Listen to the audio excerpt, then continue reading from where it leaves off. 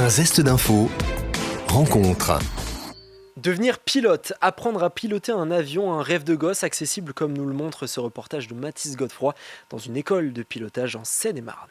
Je me trouve aujourd'hui dans une école de pilotage, plus précisément à l'Aéroflight de Logne. On a rendez-vous avec Xavier, il a 25 ans et il va passer aujourd'hui une leçon de pilotage.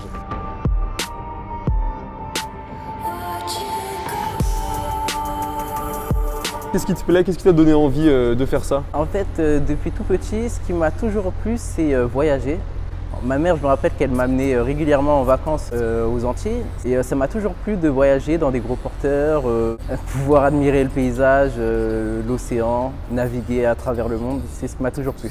Ça fait un peu plus de 2 mois maintenant que Xavier a commencé sa formation de pilote. Dans la vie de tous les jours, il travaille dans le secteur de la clim, mais aujourd'hui il va faire ce qu'on appelle des tours de piste, donc c'est-à-dire qu'il va voir les décollages et les atterrissages. Mais avant tout, on commence par un débrief.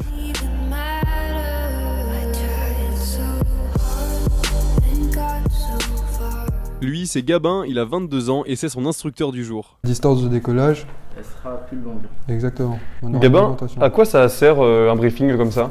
Alors ça sert de mettre en place l'ensemble du vol, donc ce qu'on va faire, notamment sur des points de météo, sur des points de messages particuliers. Est-ce que tu as déjà vu ou tu as déjà remarqué peut-être une recrudescence de jeunes qui veulent prendre des cours d'aviation, des leçons d'aviation? Alors oui, on a pas mal de jeunes qui viennent s'inscrire notamment pour du professionnel.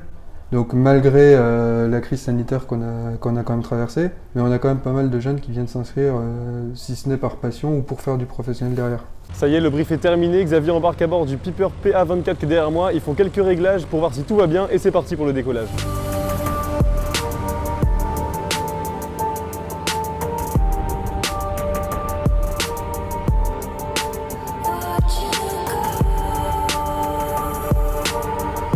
Le décollage a été validé par Gabin, maintenant place à l'atterrissage, mais selon lui, c'est plus compliqué. Le processus est similaire à l'apprentissage pour moi du vélo. Parce qu'on peut dire à une personne pendant peut-être 1 an, voire 2 ans, comment faire du vélo, elle ne va pas forcément comprendre comment faire. Et un jour, elle va y arriver par ses propres moyens. L'apprentissage de l'atterrissage, c'est quelque chose qui doit être répétitif jusqu'à ce qu'il y ait une progression, jusqu'à ce que nous, en tant qu'instructeurs, laissons faire l'élève pilote sans toucher les commandes. Xavier a déjà pu valider la partie théorique de l'examen, maintenant il ne manque plus que la partie pratique pour pouvoir enfin se lancer dans la formation pour devenir pilote de ligne. Vous pouvez retrouver cette rubrique en podcast audio et vidéo sur notre site et application Radio Sensation ainsi que sur notre chaîne YouTube. Un zeste d'info sur Sensation.